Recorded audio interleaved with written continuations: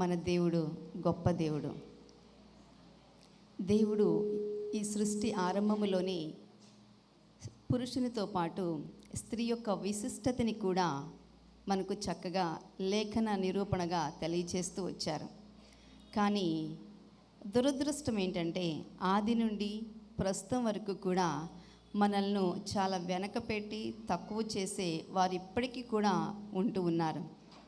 అయినప్పటికీ పర్వాలేదు, వారు కలిగి ఉన్న అవగాహనను బట్టి మన యొక్క స్థానము అనేది ఎప్పటికీ కూడా తక్కువైపోదు. అంతెందుకు, మన కుటుంబాల్లో కూడా ఫస్ట్ బేబీ గర్ల్ పుట్టింది అనుకోండి, సెకండ్ మరల గర్ల్, థర్డ్ మరల పాప, ఇంకొక అవకాశం, ఇక 24 గంటలు ప్రార్థన ప్రారంభిస్తారు. ప్రార్థన చేయండి, ప్రార్థన చేయండి, ప్రార్థన చేయండి. ఎందుకు? వారసుడు కావాలి, బాబు కావాలి. రేపటి రోజున వాడు పెట్టే తిప్పలకి తప్పించుకోవడానికి మరలా అప్పుడొక ఉపవాస దీక్ష ప్రారంభమవుతుంది. మా ఇంట్లో కూడా మా తల్లిదండ్రులకి మేము 4 కుమార్తెలం. సహజంగా ఆనాటి కాలం 50 సంవత్సరాల కిందటంటే ఆలోచన చేయండి, 70 సంవత్సరాల కిందటంటే అప్పుడు మా నాయనమ్మ కూడా ఒరే గొలుసు, మా నాన్నగారి పేరు కృష్ణారావు, కడియాల కృష్ణారావు. మా నాన్నగారిని ముద్దుగా గొలుసు అని పిలిచేవారు. మరి మెడలో గొలుసు వేసుకునేవారో ఏమో తెలియదు, కానీ ఒరే గొలుసు నీకు వారసుడు ఉండాలిరా అని చెప్పి అలా 4 వరకు వచ్చారు. 4వసారి కూడా మరల ఇదిగో మీ ముందు నిలబడిన ఈ వ్యక్తినే దేవుడు ఆ కుటుంబంలో పెట్టాడు. పుట్టడం ఎలా పుట్టాను అంటే అనాకారిగా, ఎవరన్నా చూస్తే ముఖం తిప్పుకునేంత అందంగా పుట్టా. కానీ మన దేవుని చేతిలో మనము గొప్పవారం. నేను బ్రతకనని చెప్పారు డాక్టర్స్, అసలు నో హోప్స్ అన్నారు. ఇక ఈవిడికి లైఫ్ లేదన్నారు ఎప్పుడు డేస్ బేబీగా ఉన్నప్పుడే. కానీ మన ప్రభువు మనము జన్మించినప్పుడు ఒకటి రాసేస్తారు, అది మన జీవితాల్లో నెరవేర్పు జరుగుతుంది. దేవుడు రాసిన దాని మీద దృష్టి పెట్టకుండా మనము రాయని దాని మీద దృష్టి పెట్టి ఇక ఈ జీవితం ఇంతే అనుకుంటూ వెళ్ళిపోతూ ఉంటాం. హైందవ కుటుంబంలో పుట్టి పెరిగాను.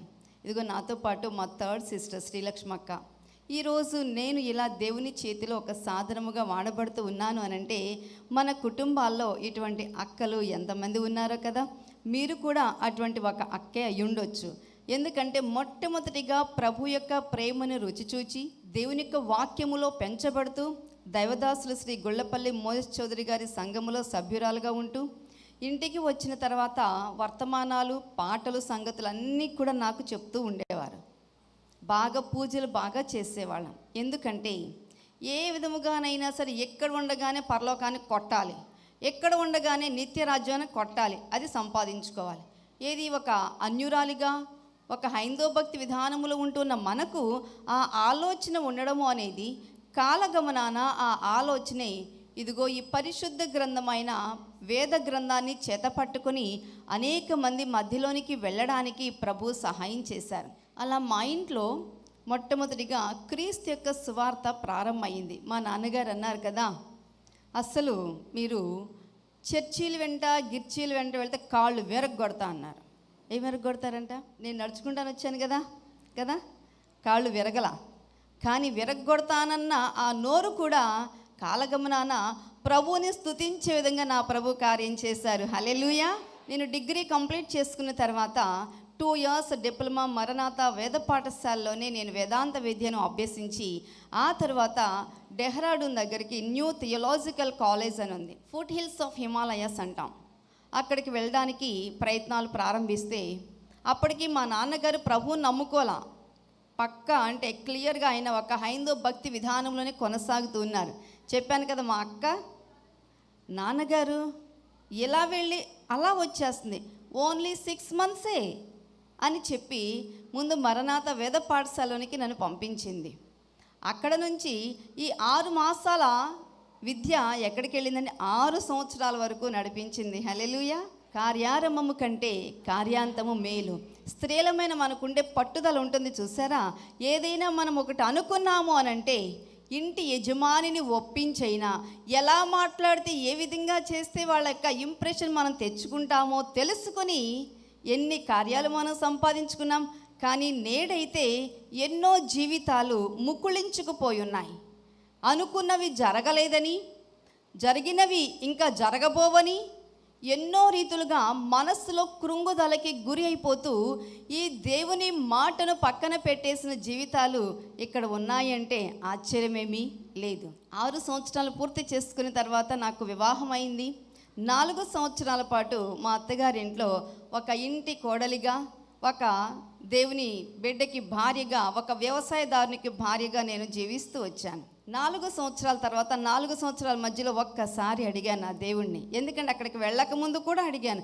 ఎవరికి వాళ్ళు విజయవాడలో స్పెషల్ మీటింగ్స్కి, ఇట్లా లేడీస్ మీటింగ్స్కి అల్లూరి మధులత గారు పిలిచినప్పుడు అక్కడికి వాక్య పరిచయ నిమిత్తం వెళితే, అమ్మా ఆ పల్లెటూరులో నువ్వేం చేస్తావమ్మా, పాపం ఎప్పుడు వస్తావమ్మా అని అందరూ అట్లా అంటా ఉంటే ఒక చిరునవ్వే సమాధానం. మరి వెళ్ళాలిగా, ఎవరి దగ్గరికి, భర్త దగ్గరికి కాదు, దేవుడి దగ్గరికి మోకరించాను. ప్రభా, నాకు ఆ రోజు బాగా గుర్తండి, నేను బట్టలు ఉతకడానికి చక్కగా రెడీ చేస్తున్నాను. అవును, ఇంతకీ మీరు ఇంట్లో ఇప్పుడు బట్టలు ఉతుకుతున్నారు, ఇప్పుడు బట్టలు ఉతకడం ఏంటండి, వాషింగ్ మిషన్ తెమ్మని చెప్పాను, ఈ గనక తేకపోతే ఇంట్లోకి కూడా రావద్దని చెప్పాను మా వారిని అన్నారా? నెక్స్ట్ మనకి అమౌంట్ వచ్చినప్పుడు మనకి ఇది కావాలి అన్నారా?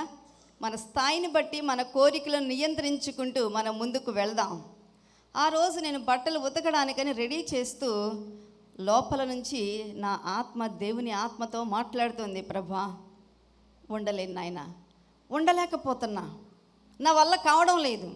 అలా అన్న నేను టార్చర్ పెట్టే ఇన్లా ఫ్యామిలీలో వాళ్ళు చెక్క ప్రభు నమ్ముకున్నారు. నా భర్తకి he is a silent lover. ఏనాడు ఐ లవ్ యూ నిమ్మి అని నాకు చెప్పలేదు, కానీ చెప్పకుండానే క్రియలో ప్రేమించే వ్యక్తి, అంత మంచి వ్యక్తిని నాకు ఇచ్చారు. ఏనాడు పల్లెత్తు ఒక మాట కూడా అనని వ్యక్తిని దేవుడు నాకు జీవిత భాగస్వామిగా నా దేవుడు ఇచ్చారు. దేవుడితో అడుగుతూ ఉన్నాను, నా వల్ల కాదు ప్రభా, ప్లీజ్ ఇక నేను ఇక్కడ ఉండలేను, వచ్చేస్తానంటే అప్పుడు దేవుని ఆత్మ తన స్వరముతో గద్దిస్తూ మాట్లాడుతూ వస్తుంది. ఎక్కడికి వెళ్తావు, నేనే నిన్ను ఈ స్థానంలో పెట్టాను, నేను పంపించేంత వరకు నోరు మూసుకుని ఇక్కడే ఉండు. ఒక్కసారేనండి మనకి భయం వేసినప్పుడు ఎలా ఒళ్ళు జల్దరిస్తుందో, ఆ మాట మరలా నేను 2004 ఏప్రిల్ 30వ తేదీ అక్కడి నుంచి బయటికి వచ్చేంత వరకు నా దేవుణ్ణి అడగల. ప్రభా, నువ్వు నన్ను ఎక్కడైతే పెడతావో నేను అక్కడే ఉంటాను, అక్కడి నుంచి నేను ఒక్క అడుగు కూడా బయటకు వెయ్యను ప్రభా. మనం అనుకుంటాం చాలా సందర్భాలు, అది చేయాలి, ఇది చేయాలి, అక్కడికి వెళ్ళాలి, ఇక్కడికి వెళ్ళాలి. ఇంట్లో యజమాని ఒప్పుకోలేదనుకోండి, ఇంట్లో ఆ రోజు యుద్ధమే వీరంగమే. ఇక పొయ్యి మీద కూర మాడిపోతుంది, ఇక అన్నం నిండు ఎట్లా వండామో అట్లాగే ఉండిపోతే ఎవరు భోజనం చేయరు. ఎందుకంటే ఇదిగో ఈ మనసు సరిగా లేదు కదా, మనం అడిగింది ఇంటి వారు ఒప్పుకోలేదు కదా.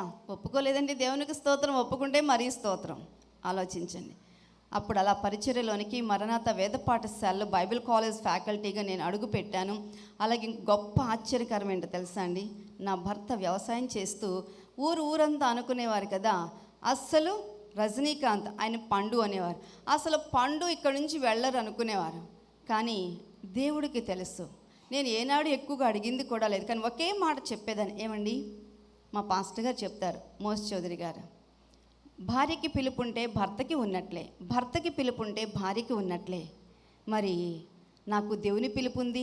అత్తయ్య గారు కూడా మిమ్మల్ని సేవకు సమర్పించుకున్నారు కదా, మీరు కూడా 2 సంవత్సరాలు ట్రైనింగ్ చేశారు కదా, ఎక్కడో ఒక చోట వెళ్ళి 10 మందికి దేవుడు చెప్పిన పనిని మనం చేద్దామండి అని అంటే ఒక చిరునవ్వు నవ్వుతూ, నువ్వు చేసుకో, నువ్వు చదువుతావా, నువ్వు బాగా చదువుకో, నేను చదివిస్తా నిన్ను, నన్ను మాత్రం చదవమని అనొద్దు అని చెప్పండి. చాలా సింపుల్ పర్సన్ అండి. కానీ దేవుడు వారి మనస్సును తాకిన మీదట వారు కూడా నాతో పాటు మరణాత విశ్వాస సమాజంలో ఆఫీస్లో, అక్కడ అన్ని మినిస్ట్రీస్కి సంబంధించి మాకు హెడ్ ఆఫీస్ ఉంది, దాంట్లో అడ్మినిస్ట్రేటర్ సురేష్ గారితో పాటు అక్కడ అందులో వారు కూడా పాలిభాగస్తులయ్యారు. అప్పటి నుంచి 2020 సంవత్సరం వరకు కూడా ఆ రీతిగా పరిచయలో కొనసాగుతూనే వెళ్ళారు నమ్మకస్తునిగా. తర్వాత అండి అలా బైబిల్ కాలేజ్లోకి ఎంటర్ అయిన తర్వాత మరలా మా ఫౌండర్ గారు మోస్ చౌదరి గారు అన్నారు కదా, మీరందరూ ప్రమోట్ చేసుకోవాలన్నారు. ఏంటి, డిగ్రీస్ని ప్రమోట్ చేసుకోండి. అయ్యా బాబాయ్, అప్పటికి ఒక పాప పుట్టింది, మళ్ళీ రెండో పాప 2005 సంవత్సరంలో దేవుడు ఇచ్చాడు, ఇచ్చింది. మళ్ళీ డిగ్రీస్ని ప్రమోట్ చేసుకోండి, మళ్ళీ చదువు ప్రారంభించాలి. 6 నెలల పసికందుని మా సిస్టర్స్ దగ్గర వదిలిపెట్టి నేను మరలా హైదరాబాద్ ఓఎం కాలేజ్కి వెళ్ళి మళ్ళీ మాస్టర్ ఆఫ్ డివినిటీ చేశాను. అది అయిన తర్వాత మళ్ళీ ఇక ఒకసారి ప్రారంభిస్తే దాని అంతానికి రావాలి కదా. తర్వాత మళ్ళీ MTH బెంగళూరు యాక్స్ అకాడమీ హైయర్ ఎడ్యుకేషన్కి మాస్టర్ ఆఫ్ థియాలజీ క్రిస్టియన్ మినిస్ట్రీలో చేయడానికి దేవుడు సహాయం చేశారు. మళ్ళీ ఆ తర్వాత నాకు ఎవరైతే ఎంటీహెచ్లో మెంటర్గా ఉన్నారో వారు అన్నారు కదా, అమ్మ Nirmala you are eligible for doctorate అన్నారు. అంటే ఎంటీహెచ్లో మనకి ఇంత గ్రేడ్ వస్తేనే మనం పిహెచ్డి చేయడానికి అర్హులుగా ఎంచబడతాం. అమ్మయ్య ఎలిజిబుల్ అన్నారు కదా, సంతోషపడ్డాను. ఇక తర్వాత పిహెచ్డి అంటే it's not an easy thing. అయ్య బాబీ వద్దులే ప్రభా, ఎంతవరకు చాలే అనుకుంటే, నేను ఎందుకు ఈ మాట అంతా చెప్తూ ఉన్నా అంటే, నాకు పేరు పక్కన నేను డిగ్రీలు ఉన్నాయి అని చెప్పడానికి కాదు. దేవుడు మనతో ఒక మాట మాట్లాడితే ఆ మాట మనం నెరవేర్చేంత వరకు కూడా దేవుడు మన ఖాళీగా ఊరికే కూర్చొనివ్వడు. నేను తర్వాత అనుకున్నాను కదా, అమ్మో ప్రభా నా వల్ల కాదు, ఆ డిగ్రీలు ఆ క్లాసులు ఇదంతా ఒక లాంటి పెద్ద పర్వతంలాగా కనపడి నో అని అనుకుంటేనండి లోపలండి చాలా డిస్టర్బ్డ్గా ఫీల్ అవుతూ ఏ పని చేస్తున్నప్పటికీ చాలా రెస్ట్లెస్గా ఫీల్ అవుతున్నాను. ఇక చివరి సమయం ఆరో ఫ్రైడే ప్రేయర్, నేను పాస్టర్ గారు మేము తర్వాత 2010 సంవత్సరంలో బైబిల్ కాలేజ్లో అక్కడ టీచింగ్ చేస్తూ ఉండగానే మా సంఘ కాపరి, మా బైబిల్ కాలేజ్ డైరెక్టర్గా ఉంటున్న అల్లూరి విశ్వప్రసాద్ గారు అన్నారు కదా, మీరు వెళ్ళి సంఘ పరిచర్య చేయాలి కొంచెనపల్లిలో అన్నారు, ప్రజెంట్ మన క్యాపిటల్ సిటీకి దగ్గరగా. సో అట్లా 2010 సంవత్సరంలో సంఘ పరిచర్ను ప్రారంభించాం. 2012 సంవత్సరం నుంచి అక్కడ అన్య కుటుంబాల మధ్య ఆదివారం ఆరాధన కొనసాగించడానికి ప్రభు నడిపిస్తూ ఉన్నాను. అలా సంఘ పరిచర్లు కొనసాగుతున్న సందర్భంలో ఫ్రైడే ప్రేయర్కి అని వెళ్ళిన రోజు ఒకటే అడిగా, ప్రభు నువ్వు గనక మాట్లాడితే నేను డాక్టరేట్ స్టడీ చేస్తాను, లేకపోతే నా వల్ల కాదు ప్రభా నేను చెయ్యలేను అని చెప్పి దేవునితో చెప్పినప్పుడు ఆ రోజు దేవుడు ఒక మాటతో సూటిగా మాట్లాడితే ఆ మాట చాలా నెమ్మది అనిపించింది. కాస్త ఆ మాట వింటే కూడా కొంత నవ్వు రావచ్చు. ఆ రోజు పాస్టర్ గారు వాక్యం చెప్తూ ఉన్నారు, నిర్గమాకాండంలో నుంచి 4వ అధ్యాయంలో ఉంటుంది కదా, నేను నిన్ను ఫరోకు దేవునిగా నియమించి తన మోషేతో మాట్లాడుతున్నమాట. ఇప్పుడు అక్కడ ఫరో ఎవరు? పిహెచ్డి. సో దేవునిగా నియమించిన ఎవరిని? నన్నే అని చెప్పి అట్లా ఆ మాట అలా అనుకుంటే దెన్ అప్పుడు ప్రారంభించాను. 2019 సంవత్సరంలో దేవుని చిత్తమైతే ఈ మార్చితో అది కంప్లీట్ అయిపోతుంది. మీ ప్రార్థనలో కూడా జ్ఞాపకం చేసుకోండి. యాక్చువల్గా ఇది ఈ టైంకల్లా అయిపోతుంది అనుకుని నేను మేడం గారికి డేట్ ఇచ్చాను, కానీ చాలా బిజీగా ఉండి ఇంకా పరిగెత్తుకొని రావాల్సి వచ్చింది అనుకోండి. ఏదేమైనప్పటికీ ఇటువంటి ఒక పని ఉందని మరొక పనిని మనం ఎక్కడా ఎప్పటికీ కూడా వాయిదా వేయడానికి వీల్లేదు. మేము చదువుకునేటప్పుడు మా మాస్టర్ ఒక మాట చెప్పారు, consider every opportunity as a last opportunity. అంటే మనకి వచ్చే ప్రతి అవకాశము, అది కుటుంబంలోనైనా సంఘంలోనైనా, మనము ఏ పని అయినా ప్రారంభించినప్పుడు ఆ పనిని కొనసాగించేటప్పుడు మనకు ఒక అవకాశం వస్తుంది. అది ఎప్పుడైతే వస్తుందో దానికి నో అని చెప్పొద్దు.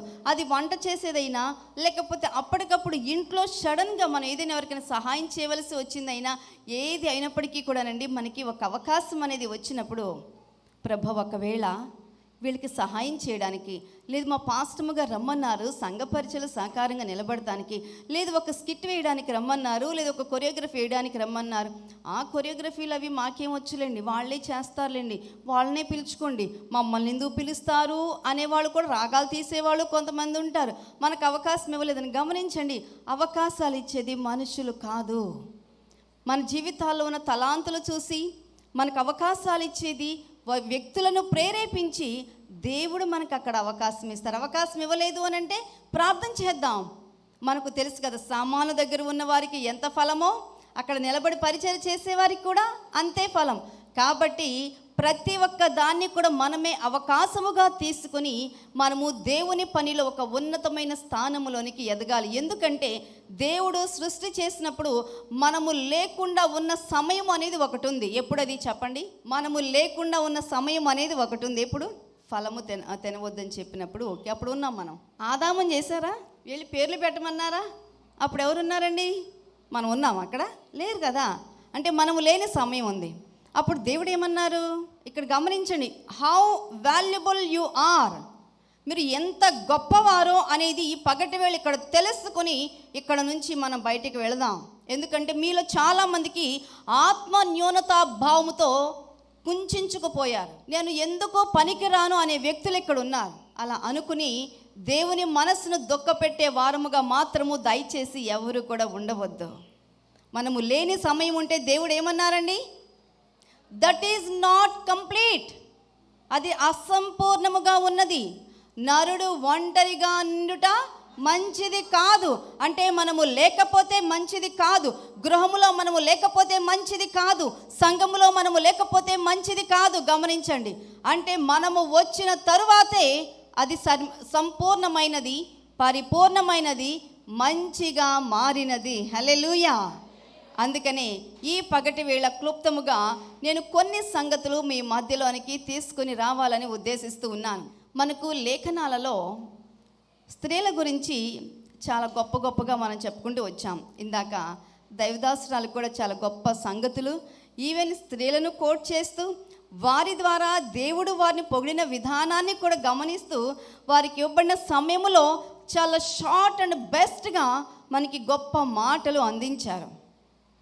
అలాగే వచ్చేసరికి చక్కగా మీరందరూ పాటలు పాడుతూ ఉన్నారు, అలాగే మంచి కొరియోగ్రఫీ వేశారు.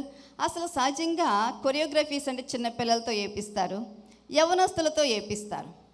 కానీ మంచి యూనిఫామ్, అసలు మీ శారీస్ ఎంత బాగున్నాయో అసలు అసలు అంతేకాదు కలర్స్, అసలు ఒక్కొక్కసారి ఏ కలరో ఏంటో అని గుర్తుపట్టలేని విధంగా కలనేతలో కట్టుకొస్తాం మనం.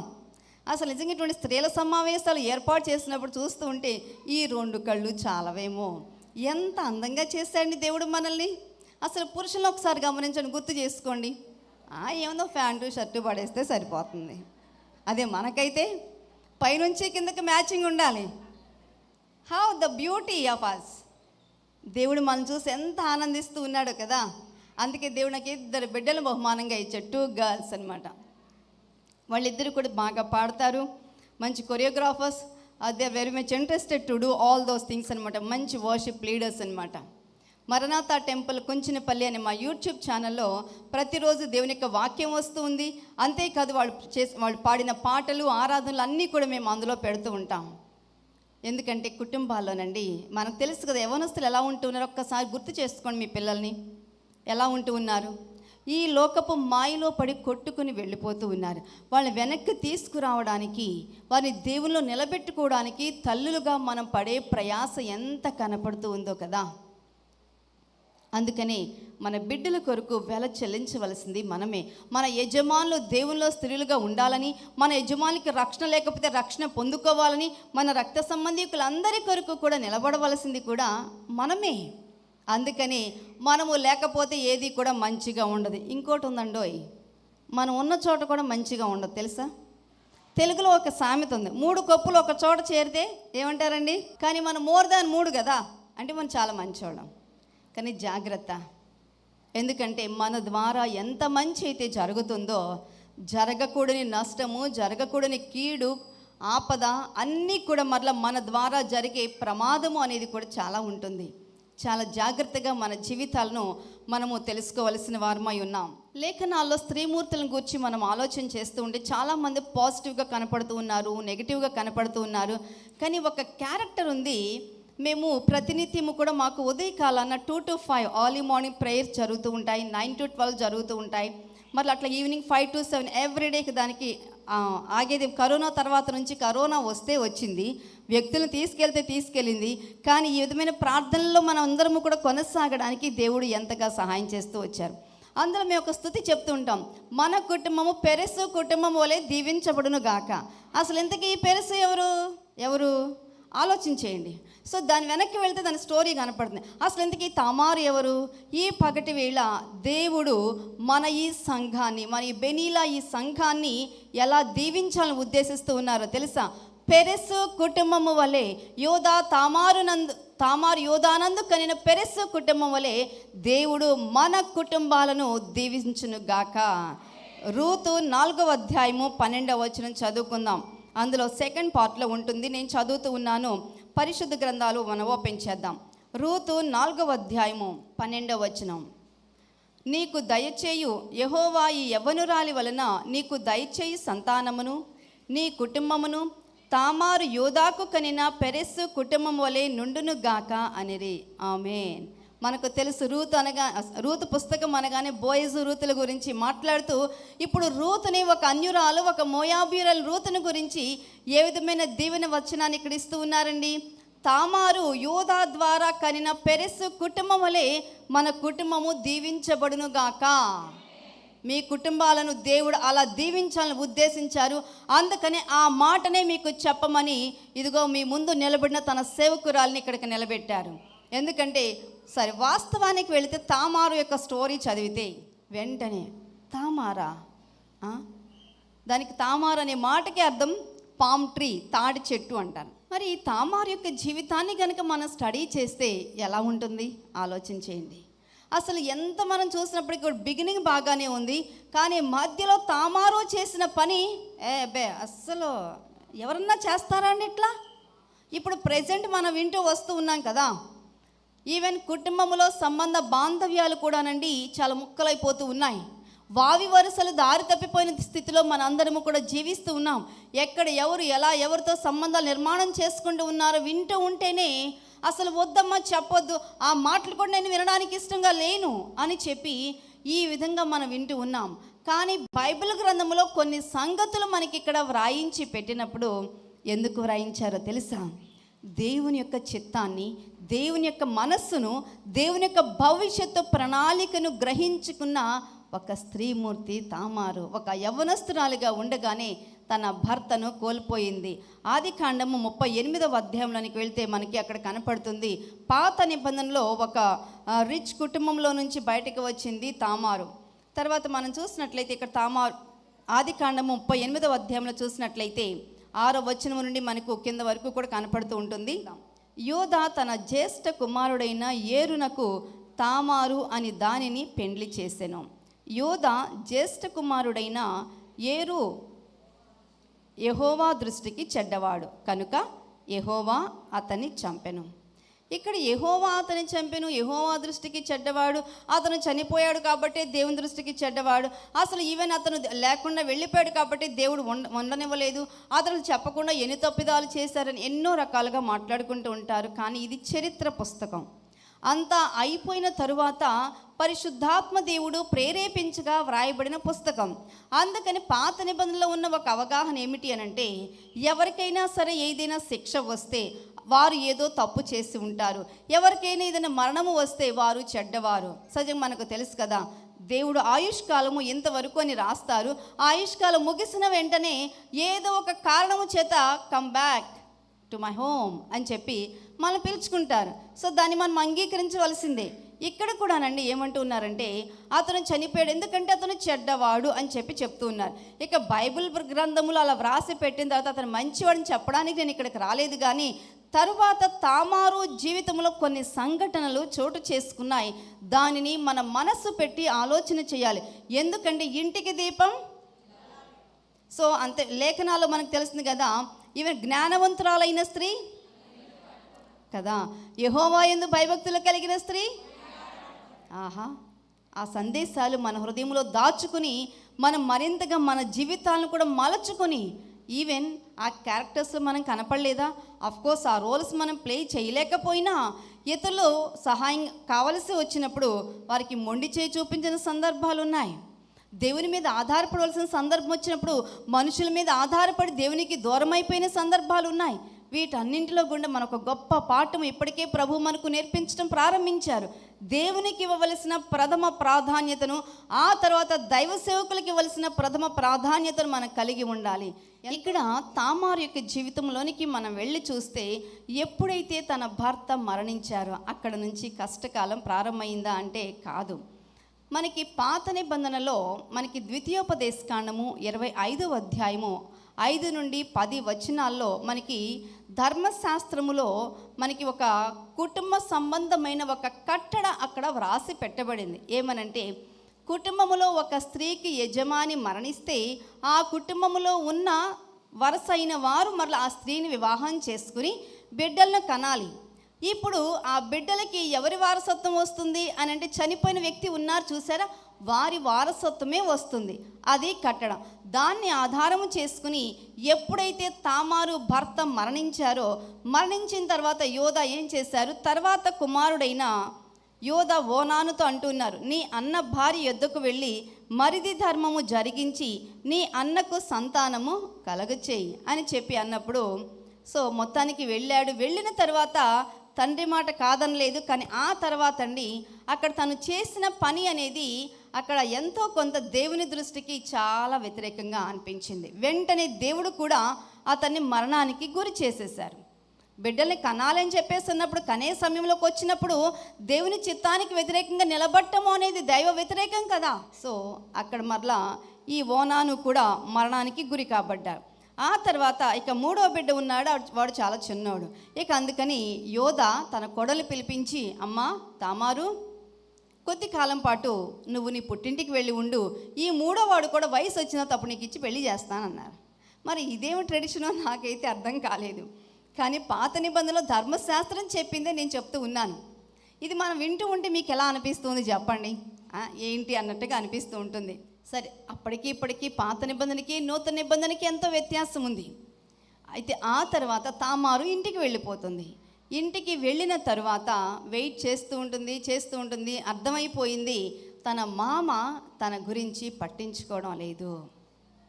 అందుకని ఇప్పుడు నాకు తోడెట్లా, నాకు మగదిక్కెట్లా ఆలోచించలేదండి. తామారులో ఒక విశిష్టమైన లక్షణం ఉంది.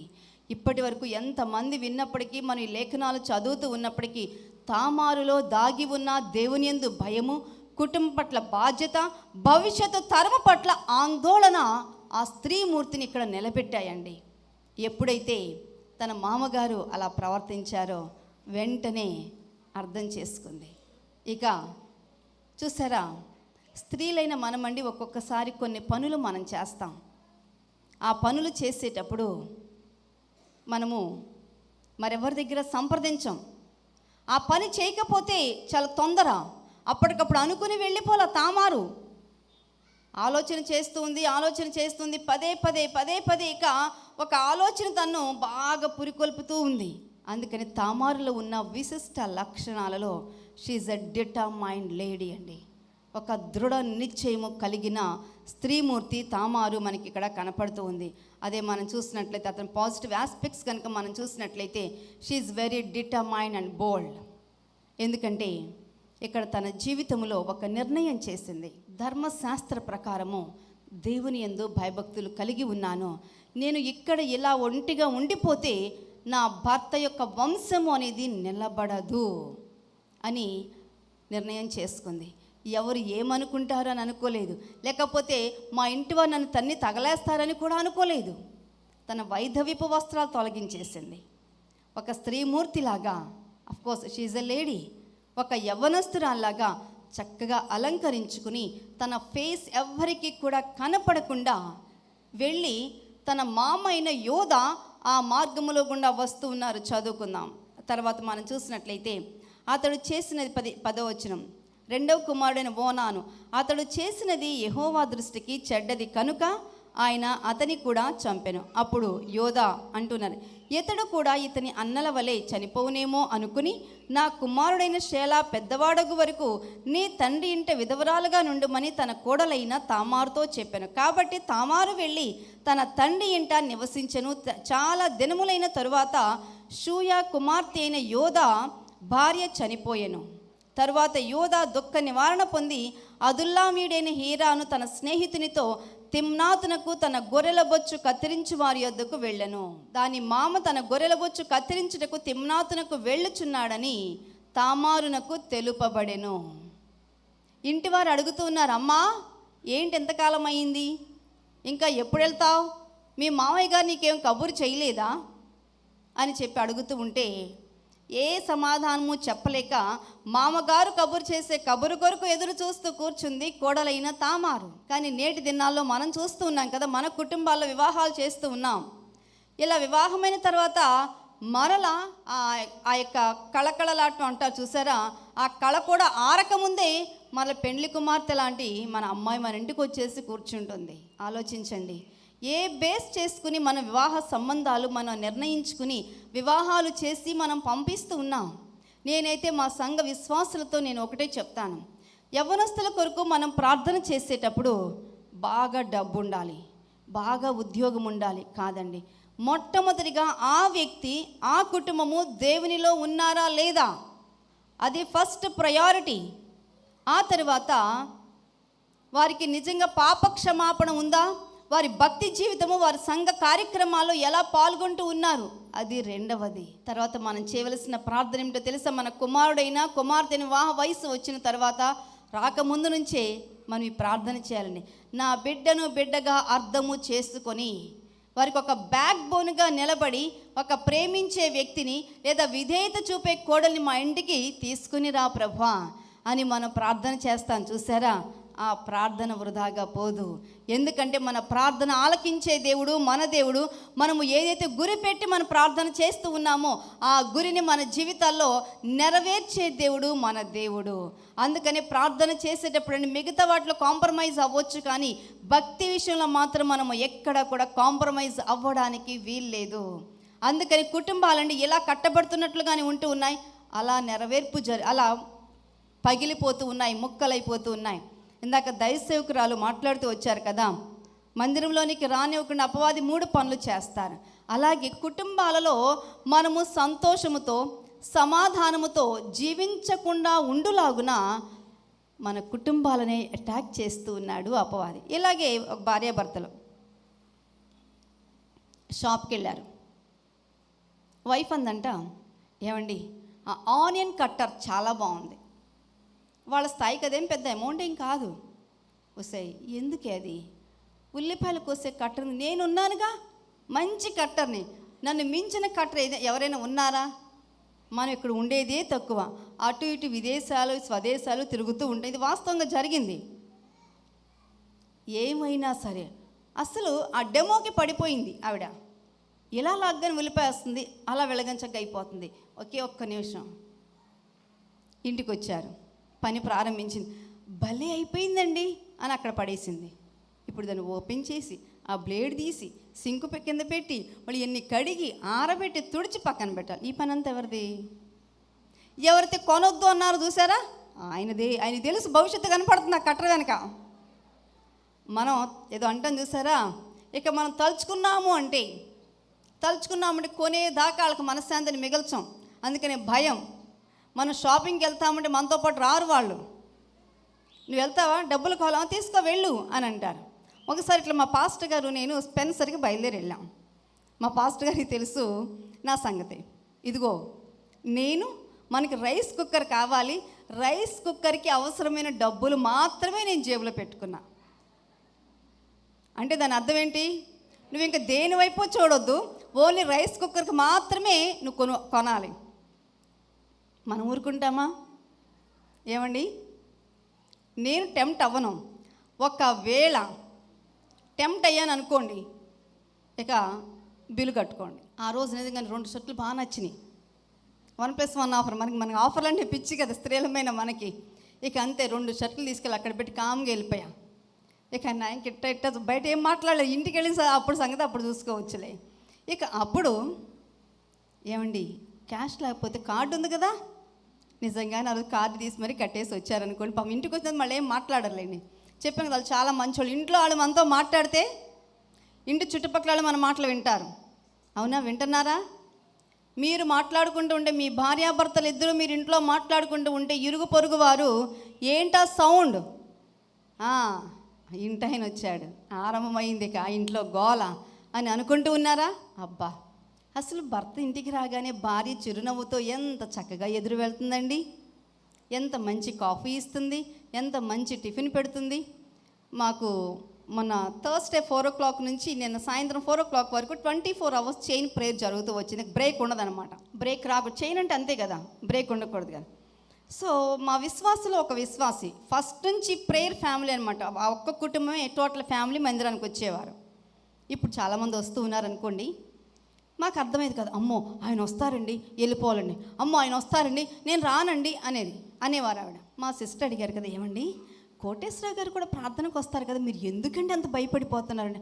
భలే పనండి, ఆయన సంగతి మీకేం తెలుసండి, ఆయన కోపం వస్తేనా అంటే చూడండి, కోపం వస్తే ఏం చేస్తారులే అని తలెగరేసుకుని ఉండొచ్చు. లేదు, నా భర్త డ్యూటీ చేసి ఇంటికి వచ్చే సమయానికల్లా ఒక భార్యగా నేను కొన్ని బాధ్యతలు నెరవేర్చాలి, రాగానే మంచినీళ్ళు ఇవ్వాలి, వేడి నీళ్ళు పెట్టాలి, స్త్రీమూర్తులుగా ఇవి గొప్ప ఆధిక్యతతో కూడిన పనులండి. కానీ చాలామంది వీటిని చాలా భారంగా ఎంచుకొని భర్తని అనరాని మాట్లాడు, నీ పనులు చేసుకోలేవా? అది దేవుడు మనకిచ్చిన ఆధిక్యత. మొట్టమొదటిగా మన భర్త విషయంలో మనము మన బాధ్యతను ఎంత గొప్పగా నెరవేర్పు జరిగిస్తూ ఉన్నాం. ఆ తర్వాత మన బిడ్డల విషయంలో మనము ఎంత సమయాన్ని వారికి ఇస్తూ ఉన్నాం, ఎంత చక్కగా వారితో మనం మెలుగుతూ ఉన్నాం, వారు చెప్పేవి ఎంత సహనముతో మనం అర్థం చేసుకుంటూ ఉన్నాం. ఆలోచన చేయండి.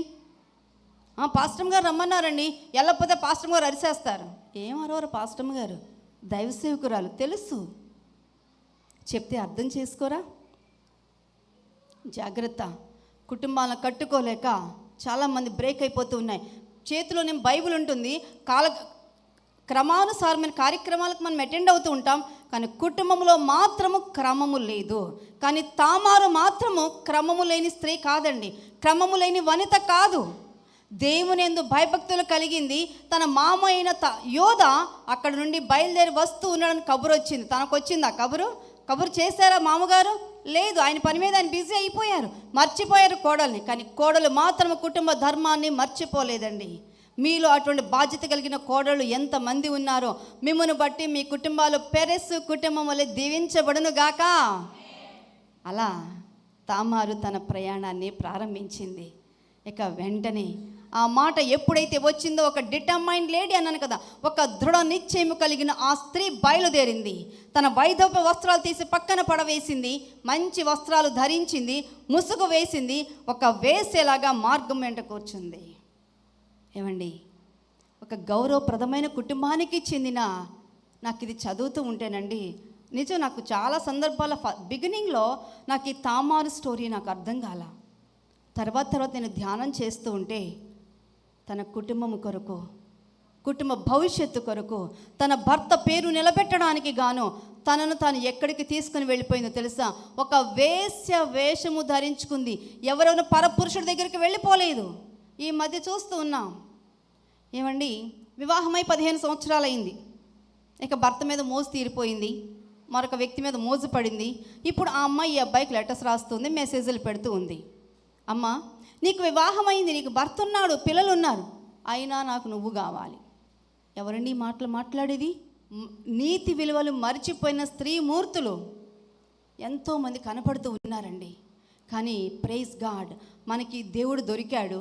అందుకని నీతి విలువలతో కూడిన చక్కటి కుటుంబ జీవితాలు మనందరము కూడా కలిగి ఉండడానికి ఈ దేవుడు ఎంత గొప్పగా మనకి సహాయం చేస్తూ ఉన్నారో.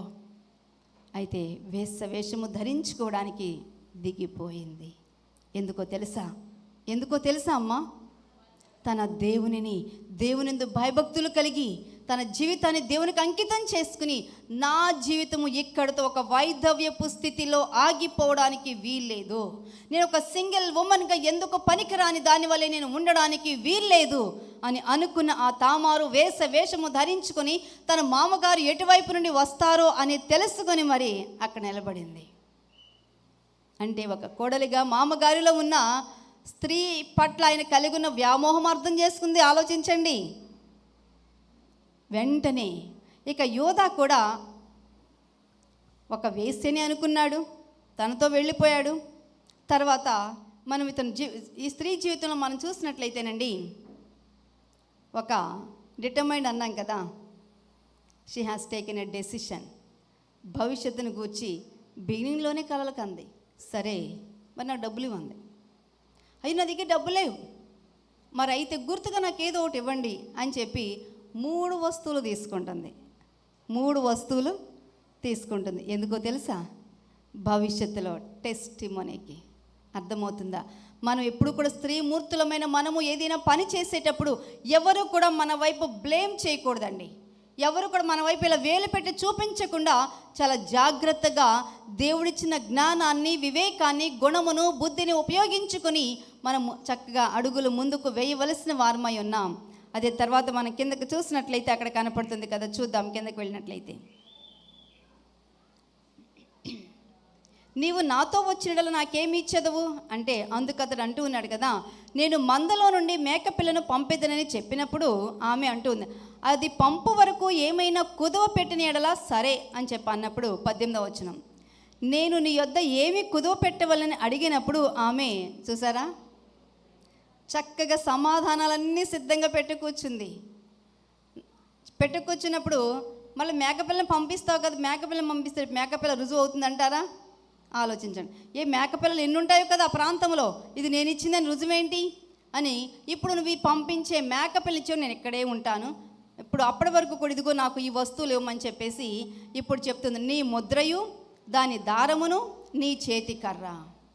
These 3 are important things for a Jewish life. ఒక యూదుని జీవితంలో ఈ 3 వస్తువులు కూడా చాలా ప్రాముఖ్యమైనవి. అందుకని ఇక్కడ ఆ 3 వస్తువులు అడుగుతూ వచ్చింది ఈ స్త్రీమూర్తి. ఎందుకంటే here we can see her commitment to the family legacy. కుటుంబం నుంచి వచ్చే క్రమం విషయంలో ఒక సమర్పణ కలిగినది.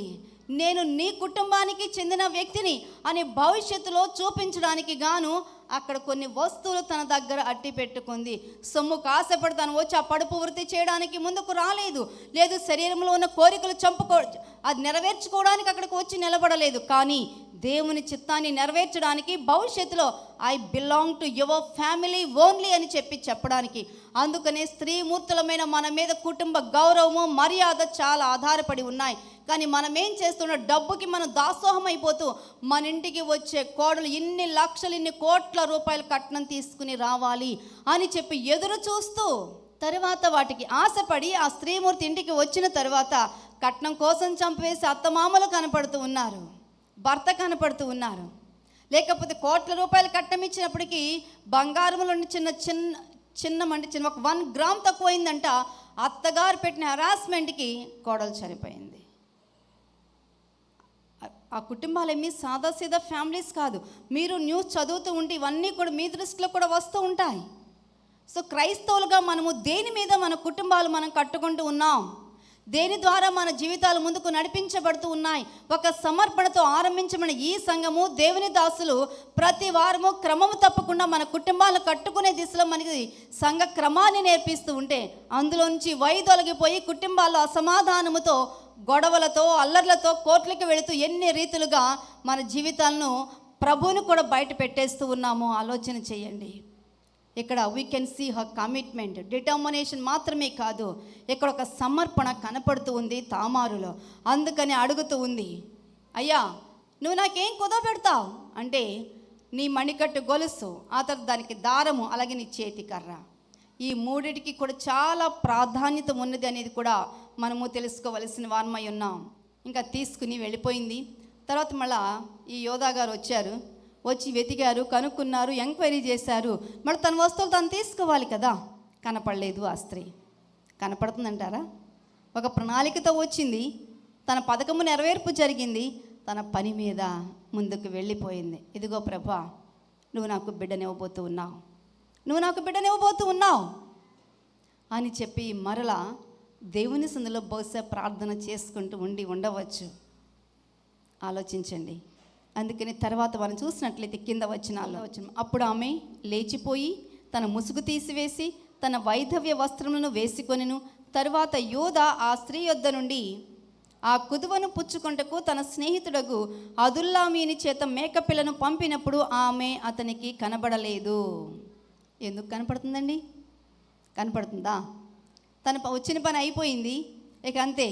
ఇక మామా తర్వాత కలుసుకుందాం, నువ్వు నన్ను అన్యాయం చేస్తావా, నన్ను ఎందుకు కాకుండా చేస్తావా, నా దేవుని నేను కలిగిన భక్తి నీకు కనపడలేదా, నేను ఎంత నమ్మకస్తురాలుగా ఉన్నానో నీ ఇంటి ఉన్నప్పుడు నీకు తెలియలేదా మామా అని చెప్పి అక్కడ నుంచి వెళ్ళిపోయింది, ఇంటికి వెళ్ళింది. అది ఆ తర్వాత మనం చూసినట్లయితే 24వ వచనం, రమారమి 3 నెలలైన తరువాత ఈ సంఘటన అంతా జరిగిపోయింది. 3 మాసాలు గడిచిపోయాయి. ఇప్పటికి 3 మాసాలు అయిన తర్వాత ఇప్పుడు కబురు వచ్చింది. ఎవరికండి? యోధా గారికి. అవ్వా యోధా, నీకు తెలుసా నీ కోడలు గర్భవతి అయింది. అప్పుడు గుర్తొచ్చింది యోధాకి తన కోడలైన తామారు. అదే మనం చూసినట్లయితే 3 నెలలు అయిన తర్వాత చదువుతున్నాను చూడండి. 24 వచనం. నీ కోడలకు తామారు జారత్వము చేసెను, అంతేకాక ఆమె జారత్వము వల్ల గర్భవతి అయినదని యోధాకు తెలుపబడెను. అప్పుడు యోధా ఆమెను బయటకు తీసుకురండి, ఆమెను కాల్చివేయవలెనని, ఆమెను కాల్చివేయాలి, ఆమెను దహించి వేయాలి, రాళ్లతో కొట్టి చంపబడాలి. యోధా ధర్మశాస్త్ర ప్రకారము ఎవరైతే వ్యభిచారం చేస్తారో, వివాహము కాకముందు ఏదైనా క్రియ చేస్తారో, ఈ విధంగా గర్భవతి అవుతారు. వారికంటండి మరణించేంత వరకు కూడా రాళ్లతో కొట్టి చంపబడాలి. అది ధర్మశాస్త్రము వారికి విధించే శిక్ష. అదే కదా ప్రభువైన యేసుక్రీస్తు పరిచర్యలో కొనసాగేటప్పుడు ఏ విధముగానైనా సరే ఇప్పుడు ఈయనను మనము ఇరుకులో పెట్టాలి, ఏ విధముగానైనా సరే ఇప్పుడు యేసుక్రీస్తు దీనికి ఏమి సమాధానం చెప్తారు అని చెప్పి ఇప్పుడు జారత్వములో పట్టబడిన ఒక స్త్రీని, వ్యభిచారంలో ఉన్న ఒక స్త్రీని తీసుకొచ్చి యేసు ప్రభు ముందు తీసుకొచ్చి పెడతారు. పెడితే అప్పుడు ప్రభు ఏమన్నారండి, నిజంగా వాళ్ళకి మంచి ఇంటెన్షనే ఉంటాయి, మరి అబ్బాయిని కూడా తేవాలిగా. ఏమండి, పురుషుడు లేకుండా స్త్రీ వ్యభిచారం చేస్తుందా? మరి పురుషుడు ఏమైపోయాడు? ఇద్దరినీ కదా చేయాల్సింది. ఆలోచించండి.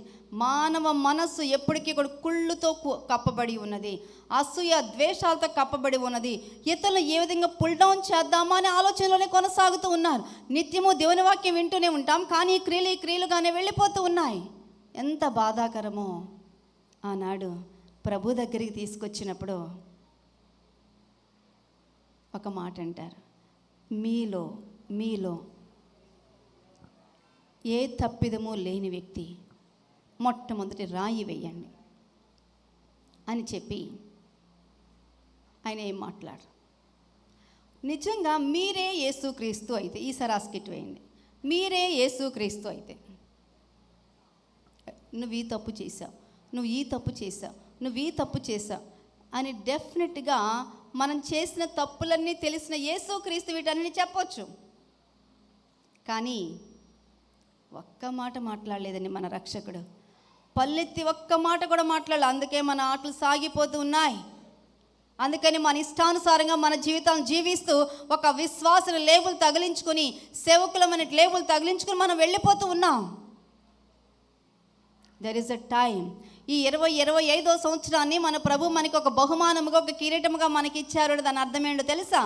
మనం మంచి వారమని ఇవ్వలేదండి, మరింతగా మన జీవితాలు మనం బెటర్ చేసుకుని ద బెస్ట్ లైఫ్లోకి మనం అడుగు పెట్టడానికి మరొక సంవత్సరమైన దయా కిరీటాన్ని మన ప్రభు మనకు దయచేయగా, దాని విషయంలో మనం ఎలా కొనసాగుతూ ఉన్నాం ఆలోచించండి.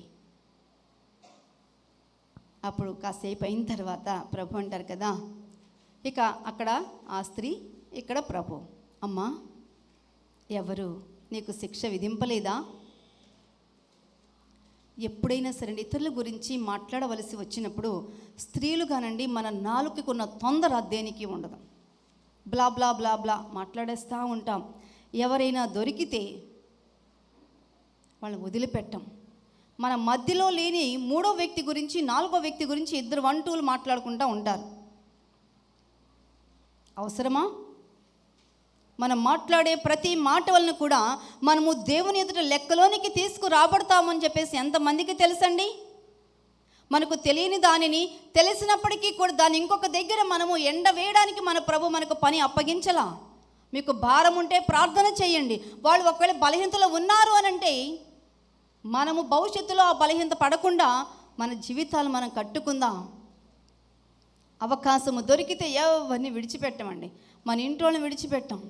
ఏనాడైనా మీ ఇంట్లో వారికి, మీ యజమానికి, ఏమండి మీరు ఎంత మంచివారండి, నా కోసం మీరు ఎంత కష్టపడి పనిచేస్తున్నారండి, ఒక మాట చెప్పారా? మీరు చాలా మంచివాళ్ళండి. కొంతమందికి అసలు గుడ్ మార్నింగ్లు, గుడ్ ఈవినింగ్లు చెప్పుకోవడం రాదు. ఇంటికి వెళ్ళిన యజమాని, ఇంటి నుంచి బయటికి వెళ్ళిన యజమానికి ఫోన్ కాల్ చేసేవండి, అన్నం తిన్నారా, ఏమండి ఎప్పుడు వస్తారు ఇంటికి, తొందరగా రాకపోయినా పర్లేదులేండి, మీ ఇష్టం ఎప్పుడు రండి పర్వాలేదు, ఈలోగా మనకంటూ కొన్ని మీటింగ్స్ ఉంటాయి కదా, ఇవన్నీ కంప్లీట్ చేసుకుని మనం వెళ్ళొచ్చు కదా, మళ్ళీ ఆయన వస్తే మళ్ళీ అన్నీ సాగో కదా మన ఆటలో. సో ఇట్లాగే మన జీవితాల్లోనండి మనం జాగ్రత్తగా ఆలోచన చేసుకోవాల్సిన వారమై ఉన్నాం. అక్కడ ప్రభువు అంటూ ఉన్నారు, నీకెవరూ శిక్ష విధించలేదా?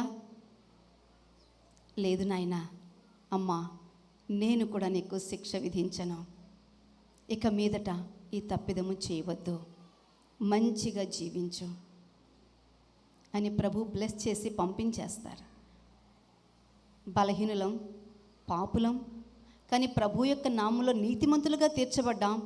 అటువంటిది మరొక వ్యక్తి గురించి అది ఇది అని ఎందుకు మనకి అనవసరమైన మాటలు, మన మీదకి మనమే శిక్ష తెచ్చుకునే మాటలు మనం ఎందుకు మాట్లాడాలి? ఇంకొకటండి, కుటుంబాల్లో భార్యాభర్తలకి పడదు. ఎందుకో తెలుసా? భర్త బయటికి వెళ్ళిన తర్వాత గంటకి ఫోన్. అసలు పాపం ఆయన ఆఫీస్కి కూడా వెళ్ళరు, ఇంట్లో వెంటనే ఫోన్. ఏమండి ఎక్కడున్నారు? వీడియో కాల్ చేస్తారు ఒకసారి. ఎందుకు ఈ వీడియో కాల్? భర్త మీద ప్రేమతో కాదు, ఎవరింట్లో ఉన్నారో, ఎక్కడికి వెళ్ళారో. మళ్ళీ 11కో ఫోను, 12 గంటలకు ఒక ఫోను, 1 గంటకు ఒక ఫోను. ఫోను ఎత్తకపోతే ఒక గోల, ఎత్తితే మరొక గోల. ఒకసారి ఇట్లాగే విజయవాడ గుణతల్లో ఒక సోదరులు కాల్ చేస్తూ, అమ్మా చచ్చిపోతున్నాను.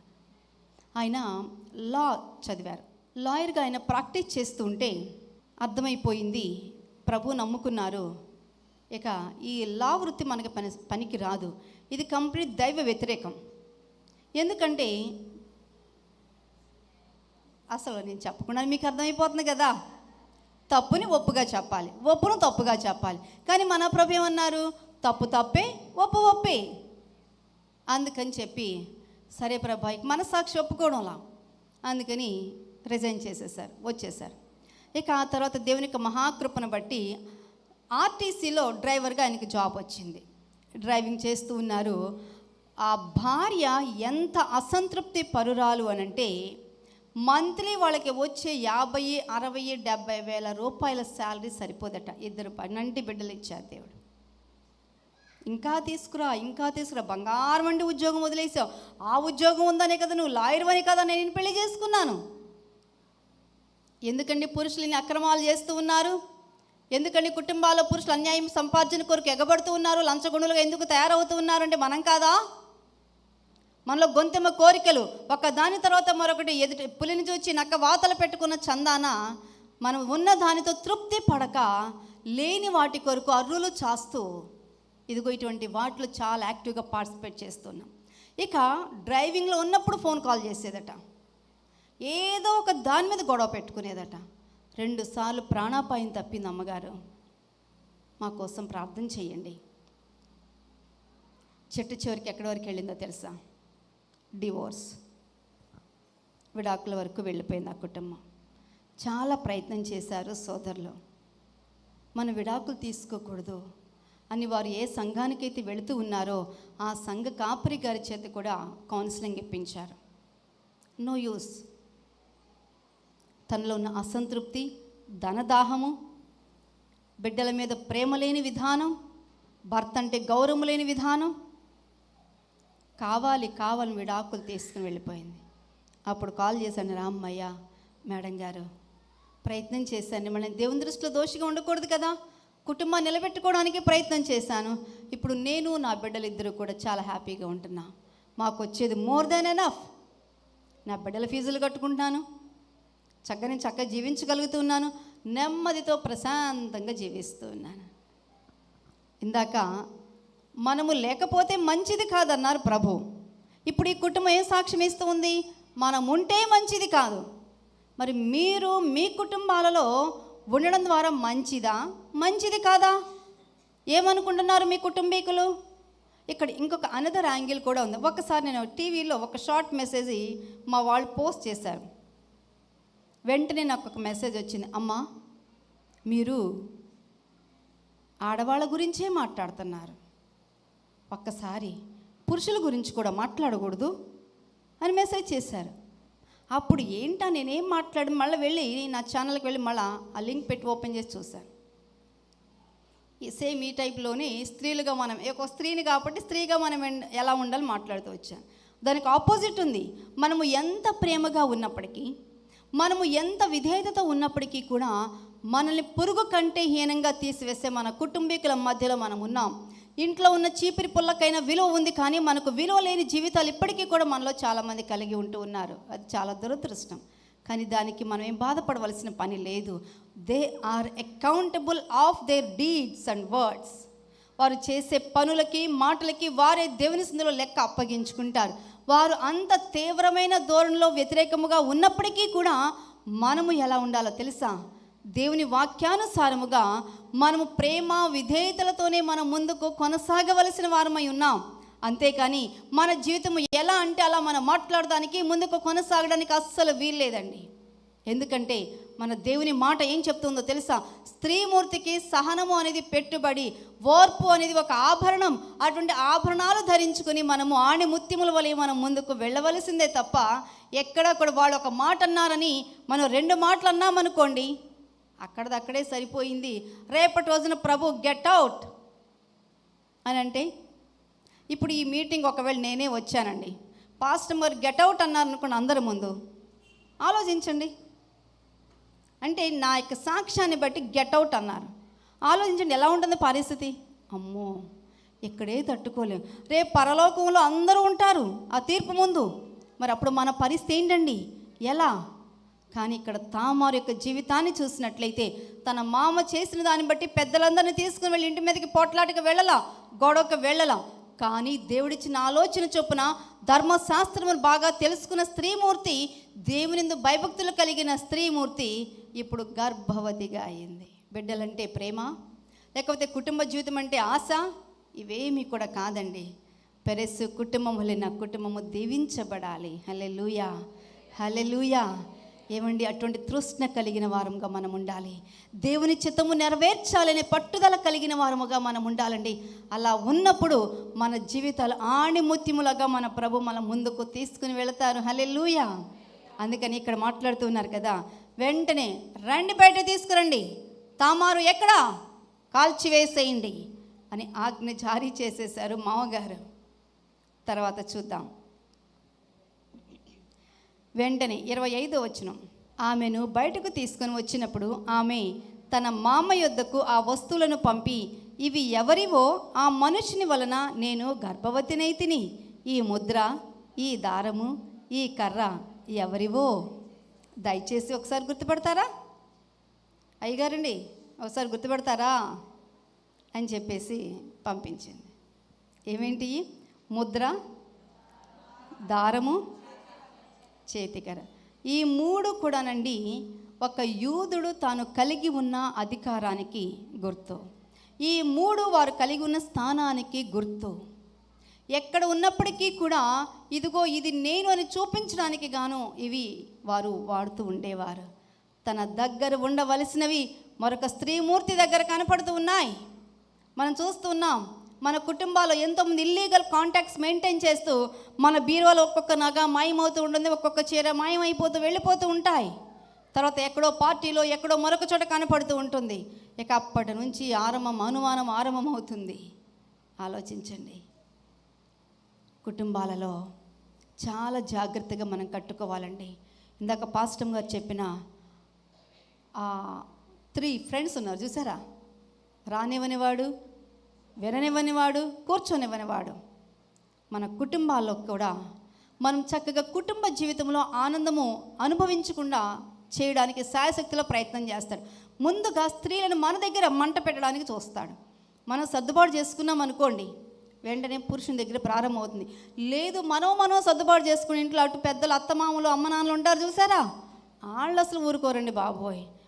నిన్న కాక మొన్న వచ్చింది, ఎగరేసుకు వెళ్ళిపోయింది నా కొడుకుని నాకు కాకుండా చేసేసింది. ఎంతకాలం అల్లారు ముద్దుగా పెంచుకుని వస్తే ఒకప్పుడు కొడుకు కోసమేమో ప్రార్థనలా, కొడుకు జీవితాన్ని నిలబెట్టడానికైతేనేమో కుటుంబ జీవితంలో భాగస్వామిగా వచ్చిన ఆ వ్యక్తిని కొడుకంటే ప్రేమ, కానీ కోడలంటే ద్వేషమా? ఆలోచించండి.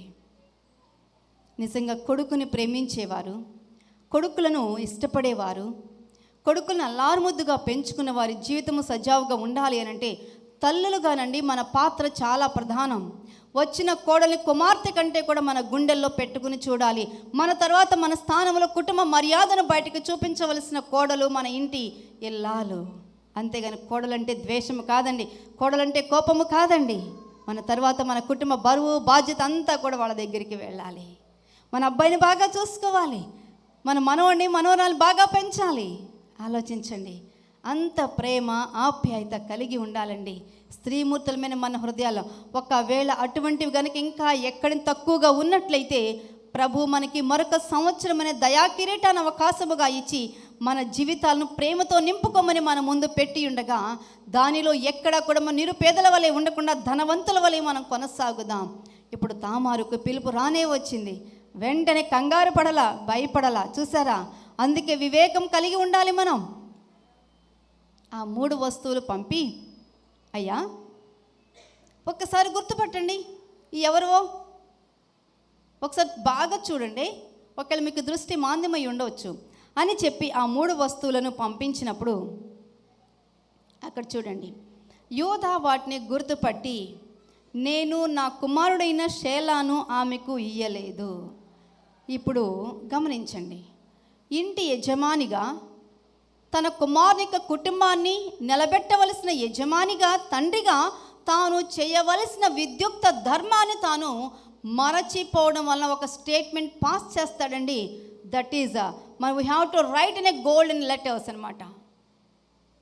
గోల్డ్తో మనం అక్షరాలను రాసుకోవలసిన వారమై ఉన్నాం. అప్పుడు ఆ 3 వస్తువులు చూడగానే వెంటనే he went back to 3 months back. నిజమే కదా, ఈ మార్గంలో గుండా వచ్చాను, ఎవరో వేసి అనుకున్నాను, నేను ఆ స్త్రీతో వెళ్ళాను, ఆ వేసి నా ఇంటి కోడలా, ఆ వేసి నా ఇంటి కోడలా. నౌ హీ వాజ్ రికగ్నైజింగ్, నేను చేయవలసిన దాన్ని చేయలేదు కదమ్మా, నీకు మాట ఇచ్చాను, నా 3వ కుమారుడు షేలా నీకు ఇస్తానని, అప్పటి వరకు అక్కడ ఉండమని చెప్పాను అని గుర్తు తెచ్చుకుంటూ ఉన్నాడు.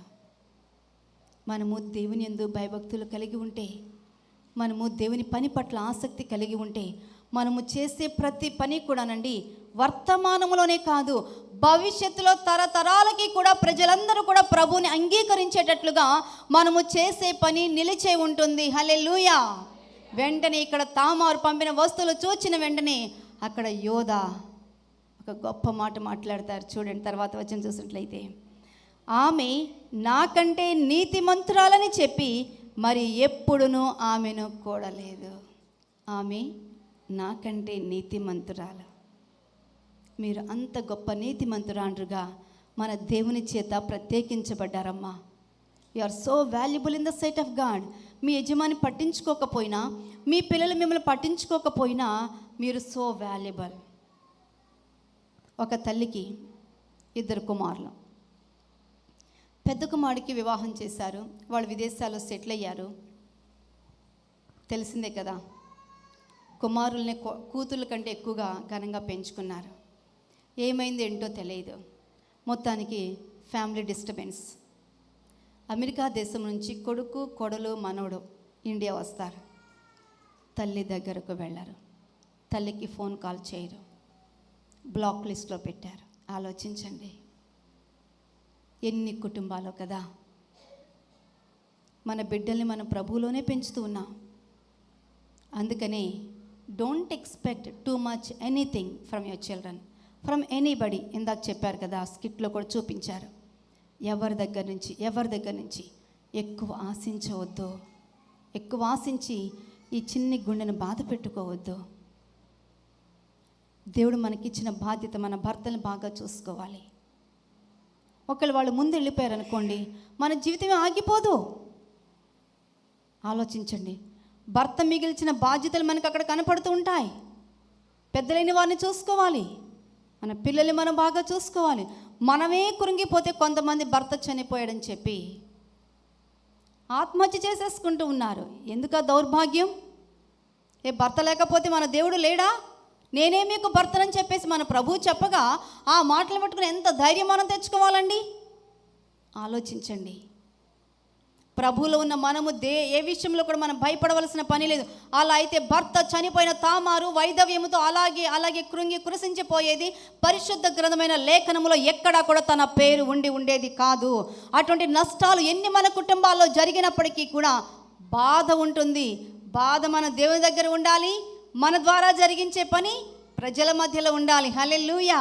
ఆనాడు తామారు పుట్టింట్లో కూర్చుని ఎంత బాధపడి ఉంటుందో, ఎంత వేదన చెంది ఉంటుందో కదా. అటువంటి వేదనాభరితమైన పరిస్థితిలో మనకి ఎదురవుతాయి. మీరు అనుకోవచ్చు, మీకేం తెలుసండి, మేము పడే కష్టం నష్టం అని అనుకోవచ్చు. ఏమండి, ఈరోజు నేను ఇక్కడ ఉన్నాను అని అంటే కష్ట మార్గంలో ఎత్తులు పల్లాలు ఎన్నో లోయల్లాంటి అనుభవాలు గుండా దేవుడు నడిపిస్తే ఈరోజు ఇక్కడ నిలబడటానికి నా ప్రభు నాకు సహాయం చేశారు. 4 సంవత్సరాల పాటు నేను మా పెద్దల దగ్గర ఉండి పరిచర్యలో పెద్దల దగ్గర మనం ఎలా నేర్చుకోవాలనే సంగతులు ప్రభు నేర్పిస్తూ వచ్చారు.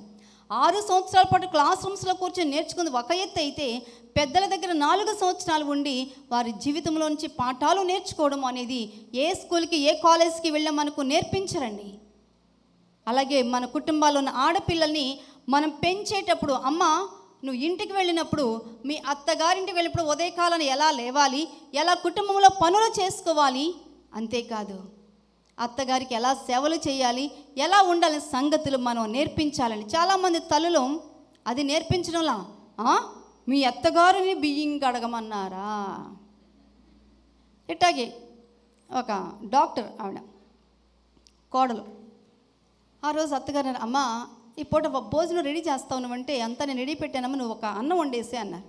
ఓకే అత్తగారు అన్నం వండేస్తా ఉంది. అమ్మో మా అత్తగారు మా కోడలు ఎంత పని చేసేస్తుంది అనిపేసి అత్తగారు అందరూ కూడా డైనింగ్ టేబుల్ కూర్చున్నారు. అమ్మ రైస్ కుక్కర్ తీసుకురా అమ్మ. తీసుకొచ్చారు. ఓపెన్ చేస్తే బియ్యం ఉన్నాయి, నీళ్ళు ఉన్నాయి, అన్నం లేదు. అంటే తనకు తెలిసింది అంతే, అన్నం వండాలంటే బియ్యం కడిగి అక్కడ పెట్టడమే. ఇక అంతే.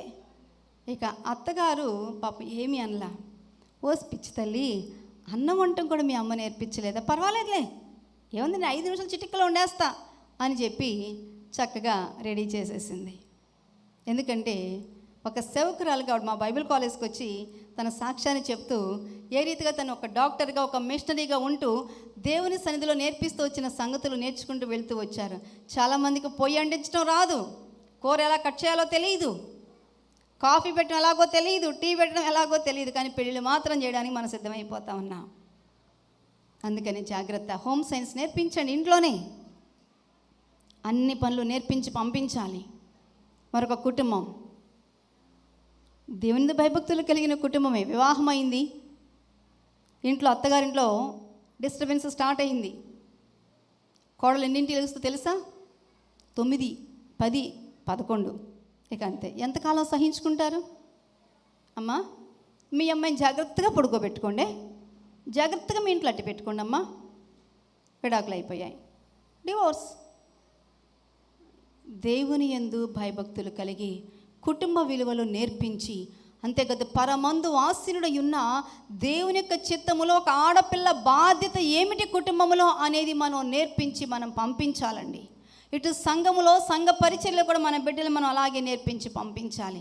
అంతేగాని ఎలా అంటే అలా మనం కనుక వాళ్ళని వదిలేసామనుకోండి పరిస్థితి ఎలా ఉంటుందో ఆలోచించండి. అందుకని మనము మన జీవితాలలో దేవుని భయభక్తులు కలిగి మనం కొనసాగవలసిన వారమై ఉన్నాం.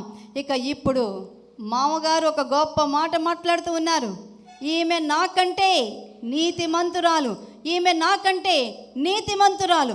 అటువంటి టెస్ట్ మనీ కలిగినది తామారు యొక్క జీవితం. హల్లెలూయా. మీ జీవితాల్లో కూడా ఎప్పుడైతే మీరు దేవుని భయభక్తులు కలిగి నిలిపి ఉంచుతారో అక్కడ మీ జీవితం విషయంలో కూడా మన ప్రభు అదే మాట తెలియచేస్తూ ఉన్నారు. అందుకని ముగింపులకు వస్తూ ఉన్నాను. తామారు యొక్క జీవితము అందరూ అనుకున్నట్లుగా అయిపోలేదు. ఇప్పుడు మరలా రూతు దగ్గరికి వెళ్దాం. అప్పుడు నయోమి 16వ వచనం చూసినట్లయితే, ఆ బిడ్డను తీసుకుని కౌగిటనుంచుకుని వానికి దాదిగా నుండెను. ఆమె పొరుగు స్త్రీలు నయోమి కొరకు కుమారుడు పుట్టినని చెప్పి అతనికి ఓబేదను పేరు పెట్టిరి. అతడు దావీదునకు తండ్రి అయిన యెష్షయి యొక్క తండ్రి అని చెప్పి అక్కడ మాట్లాడుతున్నారు.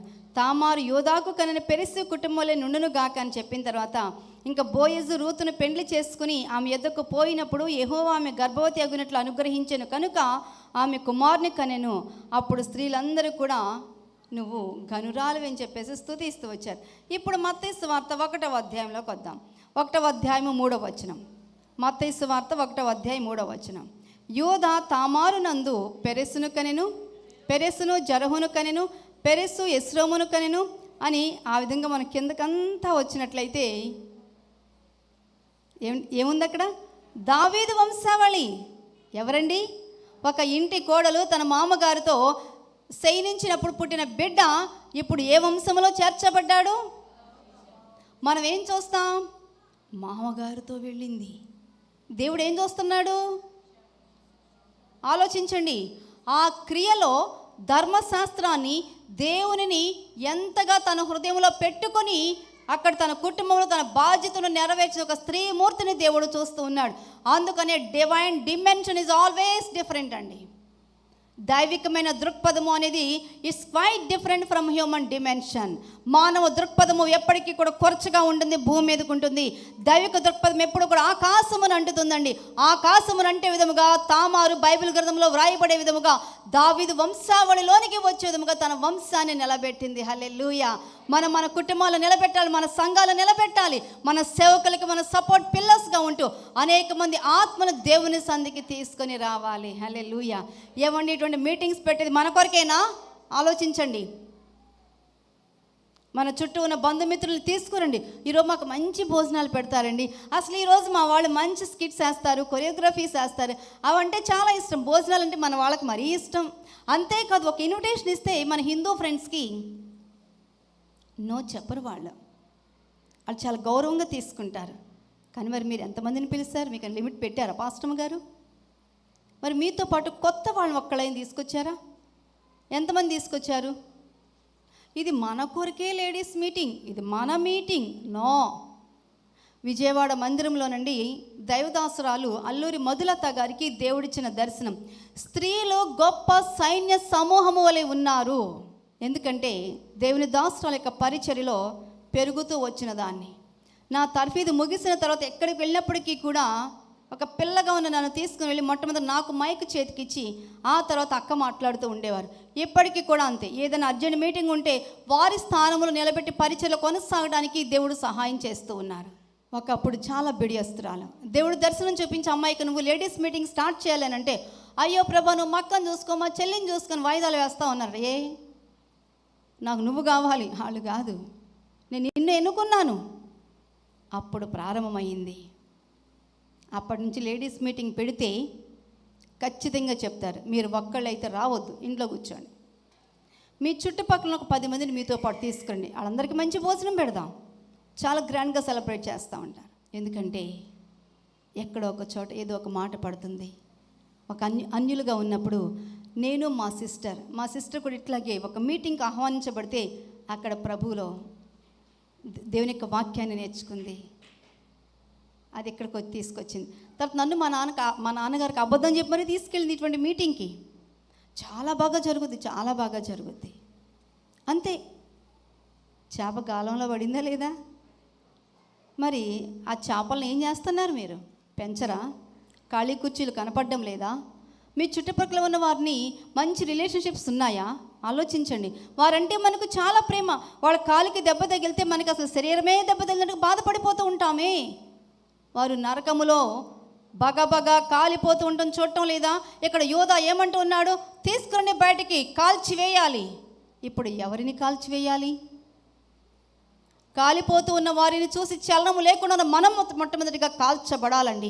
ఇటువంటి మీటింగ్స్ మనకు ఏర్పాటు చేసేది ఎందుకో తెలుసా? మనము కాల్చబడాలి.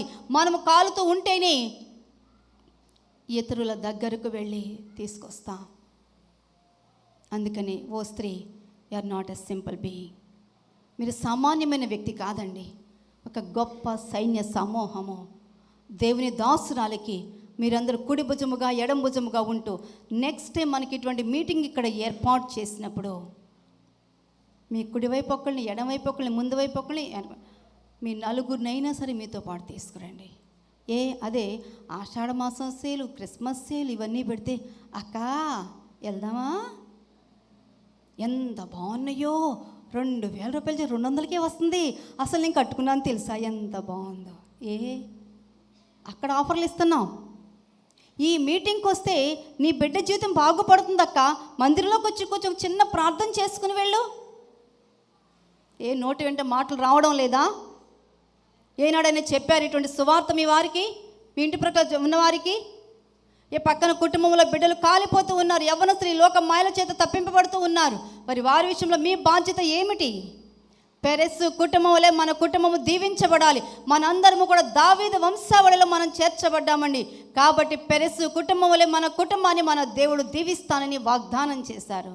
ప్రార్థన చేసుకుందాం. My address Marnatha Temple, Pathur Road, near D Mart, Rams and Sneha Avenue Apartments, apartment number 513, Kunchanpalli, Guntur. మా ఫోన్ నంబర్స్ 9441308156 మరియు 6300502898.